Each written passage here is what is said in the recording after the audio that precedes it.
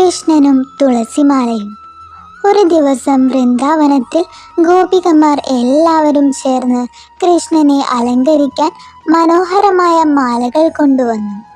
ഒരാളും പിന്നിലാകാതിരിക്കാൻ അവർ വിലപിടിപ്പുള്ള പുഷ്പങ്ങളും മണിച്ചെപ്പുകളും മുത്തുമാലകളും ഒരുക്കി. അവർക്കൊപ്പം ഒരു ചെറിയ ഗോപികയും ഉണ്ടായിരുന്നു. അവൾക്ക് വിലപിടിപ്പുള്ള പൂക്കളോ മുത്തോ ഇല്ല. അവളുടെ വീട്ടുമുറ്റത്ത് വളർന്നിരുന്ന തുളസിച്ചെടിയിൽ നിന്ന് കുറച്ച് ഇലകൾ മാത്രം പറിച്ചു. അവയെ കൂട്ടി ഒരു ചെറിയ തുളസിമാല ഉണ്ടാക്കി.